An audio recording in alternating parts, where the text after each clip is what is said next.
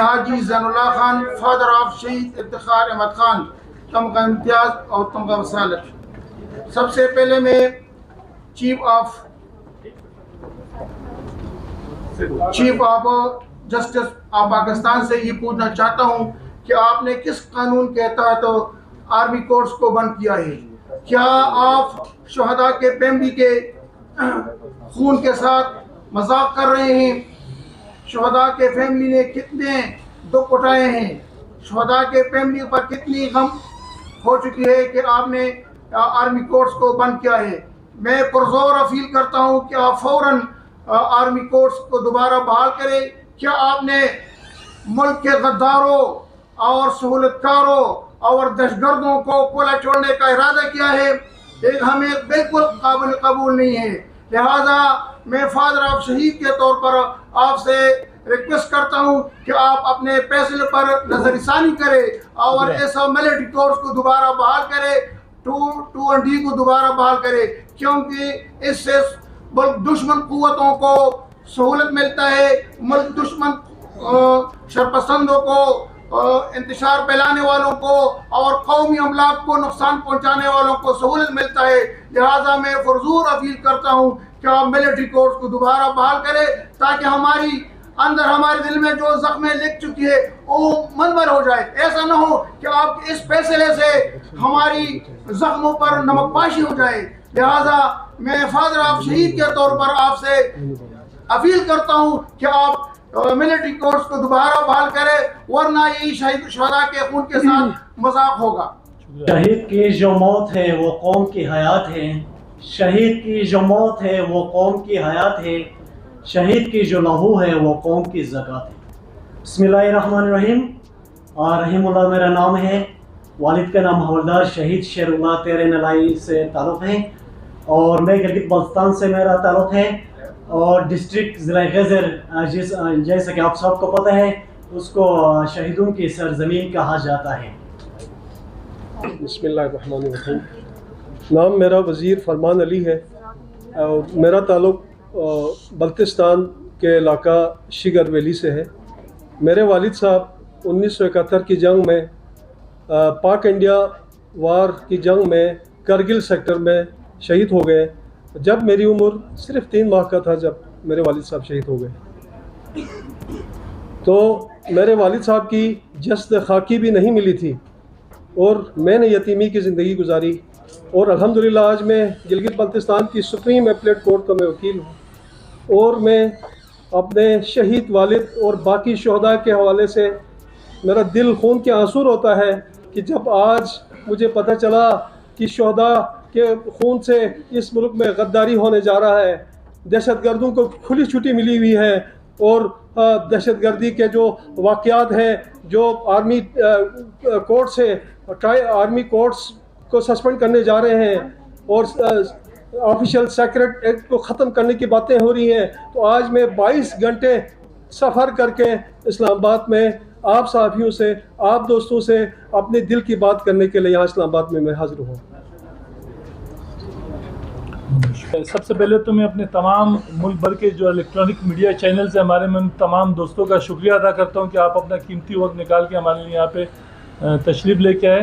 اور اس کے بعد میں آپ کو بتاتا چلوں کہ آج کا جو دن ہے، ہم یہ سمجھتے ہیں پاکستان کی تاریخ۔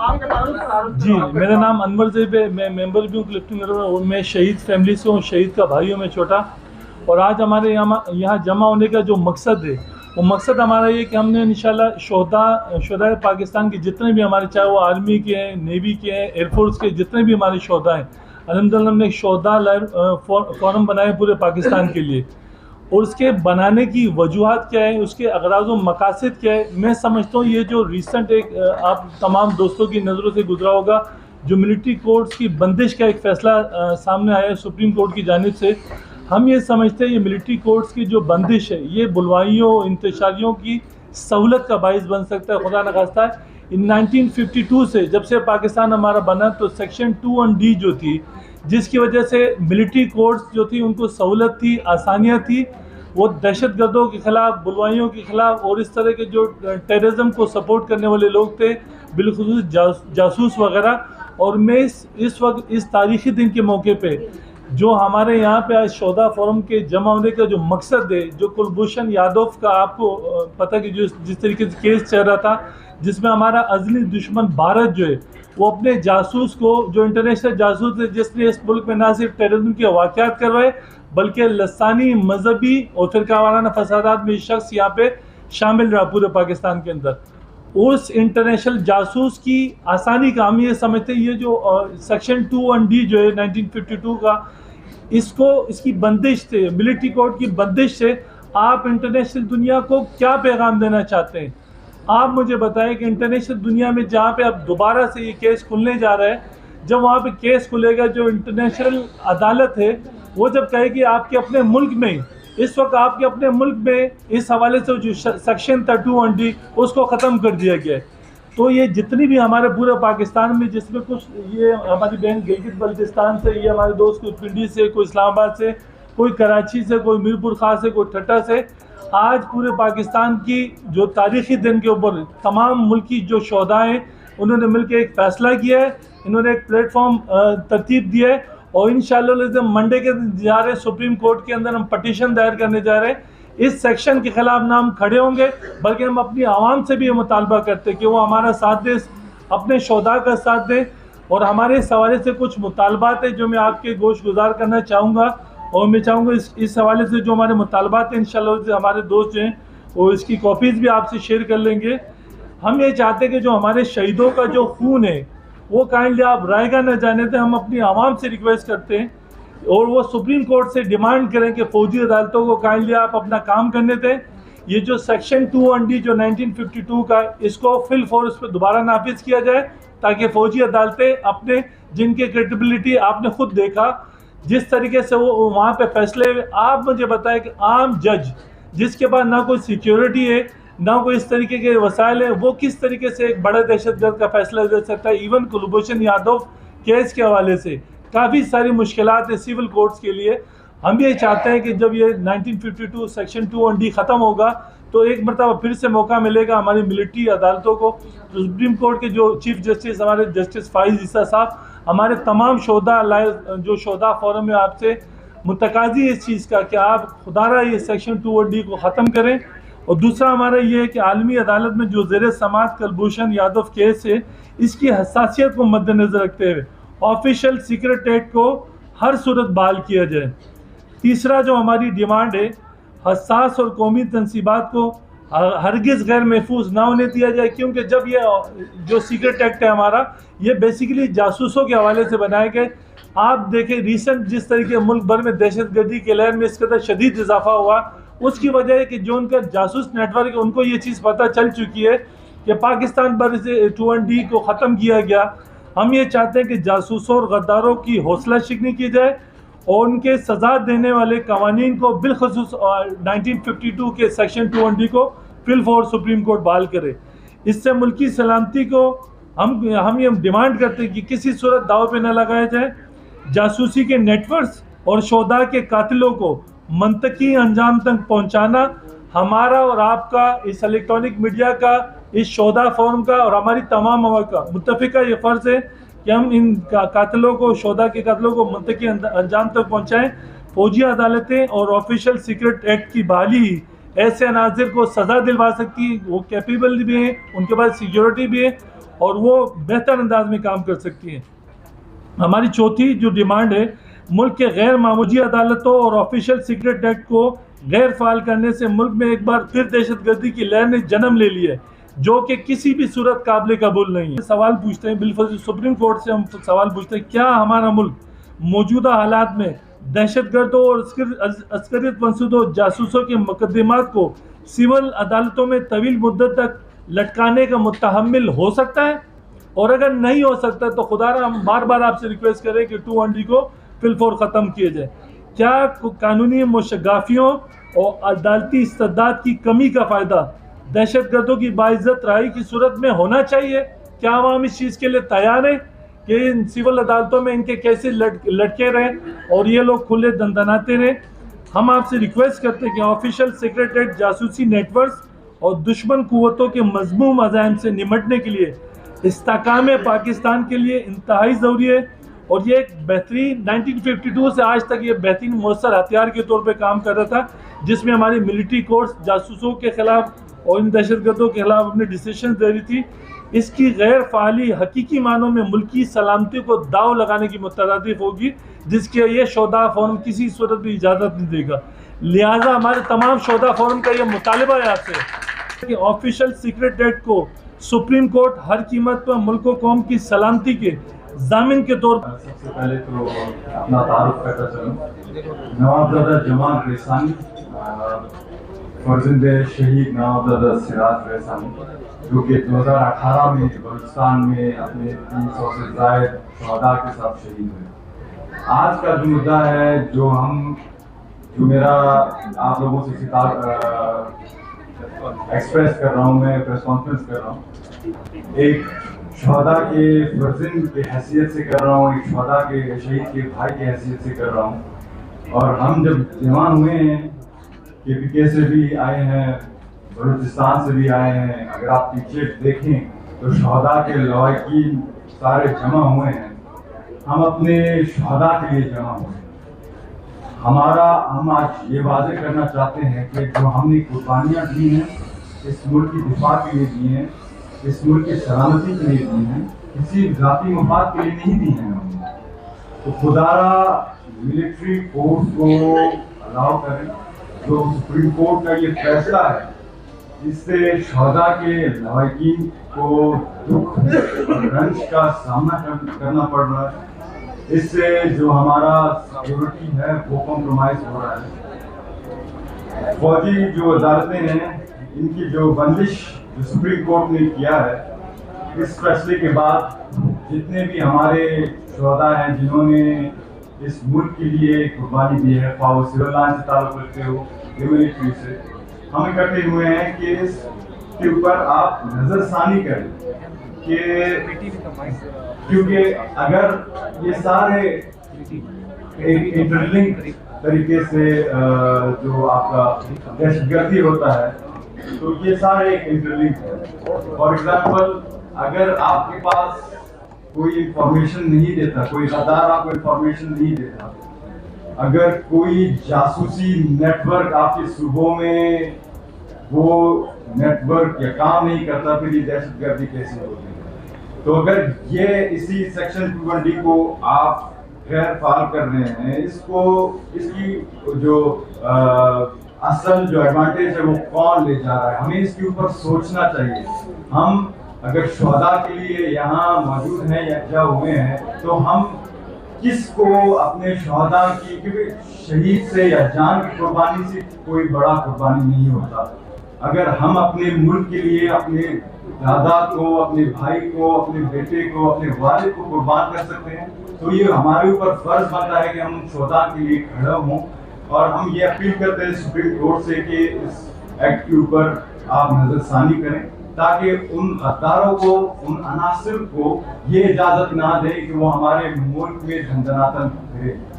میں کیونکہ ایک شہید کے فیملی سے تعلق رکھتا ہوں، تو ہم کبھی بھی یہ اجازت نہیں دیں گے کسی کو بھی کہ وہ ہمارے شہداء کے خون کے ساتھ کھیلے۔ ہم انصاف چاہتے ہیں اور ہم مایوس ہیں کہ آج یہ ہمیں اس ایکٹ کا سامنا کرنا پڑ رہا ہے۔ تھوڑا سا میں بتاتا چلوں کہ جیسے میرے بھائی نے عرض کیا کہ کلبھوشن یادو کا جو کیس تھا وہ بھی تھوڑا ورنریبل ہو گیا ہے، تو کس وجہ سے ورنریبل ہو گیا ہے، اور اس ایکٹ کو جو اناؤنس کیا گیا ہے، اس کی وجہ سے بھارت نے اس کو سوشل میڈیا پر اٹھایا کہ پاکستان کے خود کی سپریم کورٹ نے اس کو اناؤنس کیا، تو انہوں نے ایک ہمارے لیے بڑا سا اس کے اوپر توجہ دے رہے ہیں۔ تو کلبھوشن یادو وہ بندہ ہے جو کہ بلوچستان میں اس نے آپریشن کرائے ہیں۔ میرے والد کی شہادت میں اس کا اور اس کے نیٹ ورک کا ہاتھ تھا، پھر میں کس کو پکڑوں؟ کیا میں چیف جسٹس آف پاکستان کو پکڑوں؟ کیا میں سپریم کورٹ آف پاکستان کو پکڑوں؟ میں کس کو پکڑوں؟ ہم اپنے شہداء کے لیے کس کی طرف جائیں؟ ایک اور بات میں واضح کرنا چاہتا ہوں کہ جیسے آپ سب کو پتا ہے کہ پاکستان کی لا اینڈ آرڈر کی سچویشنز ہیں۔ تحریک لبیک پاکستان اور بلوچستان لبریشن آرمی جو کہ BLA کے نام سے مشہور ہے، اس جیسے دہشت گرد تنظیموں کو کیوں کھلی چھوٹ دیا جا رہا ہے، جنہوں نے 85,000 जो से ज़ायद पाकिस्तानियों को शहीद किया, वो सिविल लाइन से उनका ताल्लुक हो या मिलिट्री लॉ एनफोर्सिंग एजेंसी से उनका ताल्लुक हो। इसके अलावा अगर आप जाएंगे जो ग्लोबल टेररिस्ट इंडेक्स है, उसमें अगर आप देखें तो पाकिस्तान की जो दहशतगर्दी की जो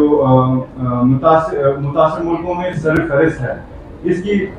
2023 में सिर्फ 2700 शहादतें हमारे लोग शहीद हुए। तो हम किसके पास जाएं? तो दहशतगर्दी की जो ये अरूज है, इसके जो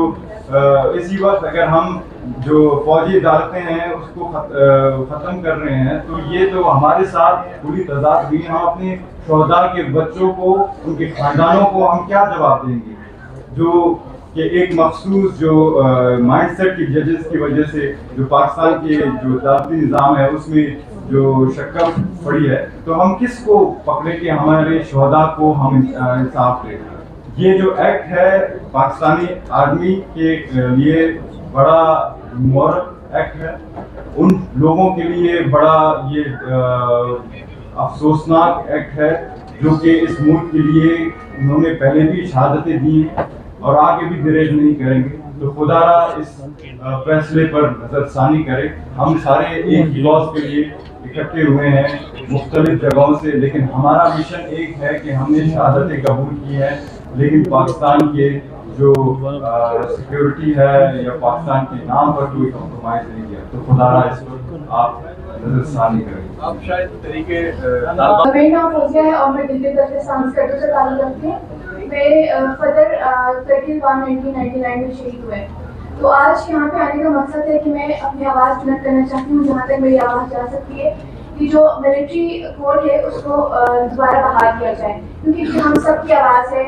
करगिल वार में जब 400 शोहदा सिर्फ दिल्ली बल्तिस्तान में से थे, तो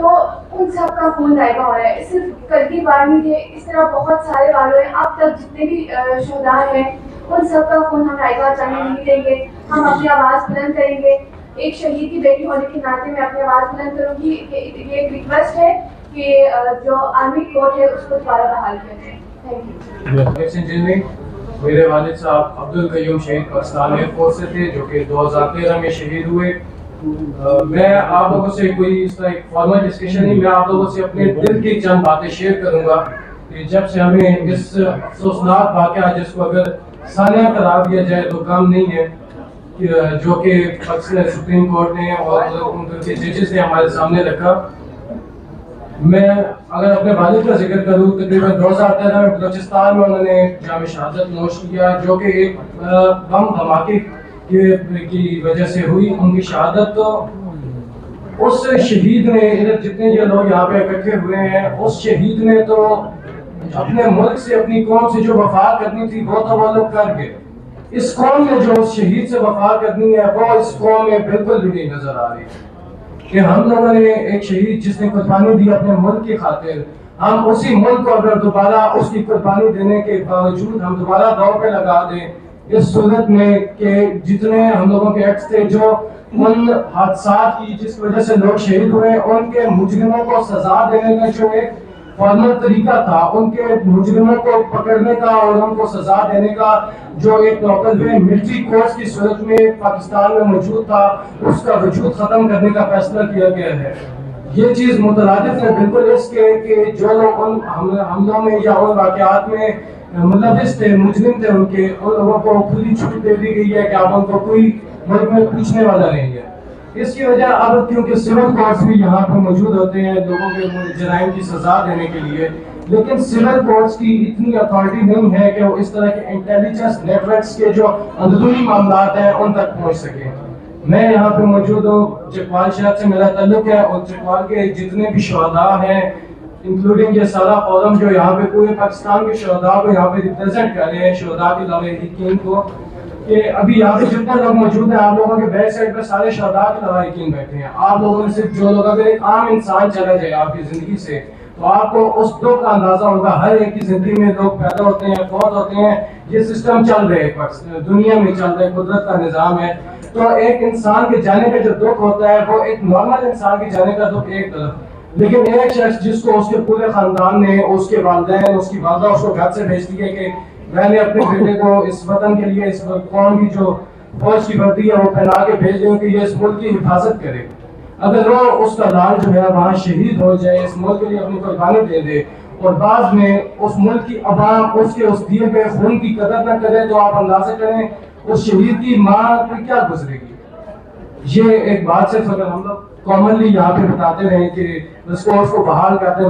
ہیں، صرف یہ اس کی وجہ نہیں ہے، اس کے پیچھے کافی ساری وجہ ہے، کافی سارے لوگوں کے جذبات اس سے منسلک ہیں. میں آپ لوگوں کی مثال دیتا ہوں کہ ایک کیس ہوا، اس کے جو مجرم تھے ان کو سزا دینی ہے ملٹری کورٹ نے. اس ملٹری کورٹ کو اگر یہاں پہ بند کر دیا جائے تو اس کے جو مجرمین ہیں ان کو سزا نہیں ملے گی. جب سزا نہیں ملے گی تو جو لوگ اس کے لواحقین ہیں ان پہ کیا گزرے گی کہ گورنمنٹ نے، اور وہ اسپیسیفکلی ٹارگیٹ کریں گے اس جج کو جس نے اس ایکٹ کو ختم کیا ہے، جس نے ملٹری کورٹس کی بندش کا اعلان کیا ہے کہ اس شخص کی وجہ سے میرے بیٹے کا جو خون تھا اس کا بدلہ نہیں دیا گیا. میری ریکویسٹ ہے، ہم پورے فارم کی ریکویسٹ ہے کہ سپریم کورٹ سے کہ وہ اپنے اس ایکٹ کو دوبارہ بحال کریں اور ملٹری کورٹس کو دوبارہ بحال کریں تاکہ دہشت گردی کے جو جتنے مجرمین ہیں ان سب کو سزا مل سکے. Thank you. میں نصیر آباد ڈویژن کے شہدا فارم کا ہیڈ ہوں. آپ لوگوں کو جیسے کہ تمام صحافی حضرات کو پتا ہے کہ اس وقت ہمارا ملک کس مرحلے سے گزر رہا ہے. دہشت گردی عروج پر ہے. حالیہ واقعات میں اب دیکھیں پستی میں ہمارے 14 فوجی جوانوں کو شہید کیا گیا، تربت میں ہمارے گجرانوالہ کے مظلوموں کو شہید کیا گیا، مستنگ میں نوابزادہ سراج نیسانی کے ساتھ 300 لوگ شہید ہوئے، حال ہی میں مستنگ میں ایک دھماکے میں ہمارے 80 سے زائد لوگ شہید ہوئے.